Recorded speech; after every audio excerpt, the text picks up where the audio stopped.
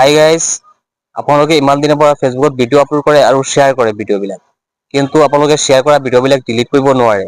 আহক আজি আমি এইটো ভিডিঅ'ত শ্বেয়াৰ কৰা ভিডিঅ'বিলাক আপোনালোকে কেনেকৈ ডিলিট কৰিব দেখুৱাই দিম এইটো ভিডিঅ'ত।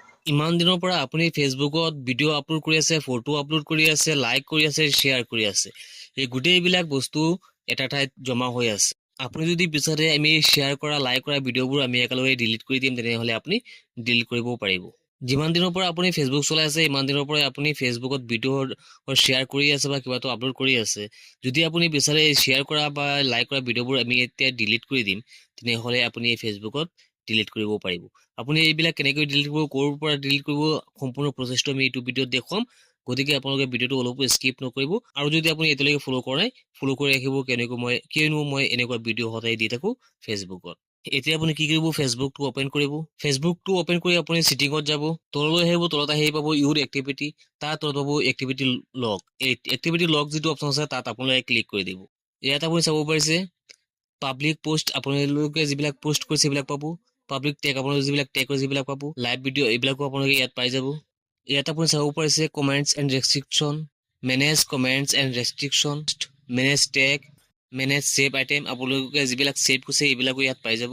আপোনালোকে যদি এইবিলাক এটা এটা চাব বিচাৰে, এটা এটা চাই আপোনালোকে গোটেইবিলাক ডিলিট কৰিব পাৰিব ইয়াৰ পৰা। এতিয়া মই ইউৰ পোষ্ট, ফটো এণ্ড ভিডিঅ'ত আমি ক্লিক কৰিছোঁ। এতিয়া আপোনালোকে চাব পাৰিছে ইয়াত শ্বেয়াৰ অপশ্যন আছে। এই গোটেইবিলাক আমি শ্বেয়াৰ কৰা ভিডিঅ' আগতে এতিয়া যিবিলাক শ্বেয়াৰ কৰিছোঁ গোটেইবিলাক ইয়াত আহি গৈছে। এই বাকচটোত আপুনি ৱাল মাৰ্ক কৰি আপুনি গোটেইবিলাক একেলগে ডিলিট কৰিব পাৰিব।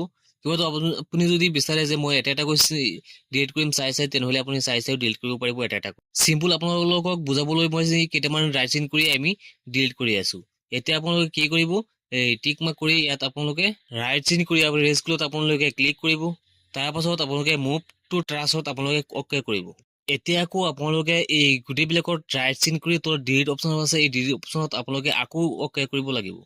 ডিলিট অপশ্যনত অ'কে কৰাৰ পিছত ইয়াত এটা পাছৱাৰ্ড আহিব। এই পাছৱাৰ্ডটো আপোনাৰ ফেচবুকৰ যিটো পাছৱাৰ্ড আছে, সেই পাছৱাৰ্ডটো আপোনালোকে ইয়াত বহুৱাই ছাবমিট অপশ্যনত ক্লিক কৰিব লাগিব। পাছৱাৰ্ডটো বহুৱাই ছাবমিট অপশ্যনত ক্লিক কৰাৰ পিছত আপুনি পিছৰখিনি ডিলিট হৈ যাব। এনেকৈ আপুনি শ্বেয়াৰ কৰা ভিডিঅ', পোষ্ট কৰা ভিডিঅ', লাইক কৰা বা ছেভ কৰা গোটেইবিলাক বা কমেণ্ট কৰা গোটেইবিলাক আপুনি ইয়াত ডিলিট কৰিব পাৰিব। এটা এটা কৰি ডিলিট কৰিব পাৰিব বা কিবাটো আপুনি ৱাল মাৰ্ক কৰি গোটেইবিলাক একেলগে আপুনি ডিলিট কৰিব পাৰিব। আজিৰ ভিডিঅ'টো এইখিনি আছিলে, লগ হ'ব নেক্সট ভিডিঅ'ত।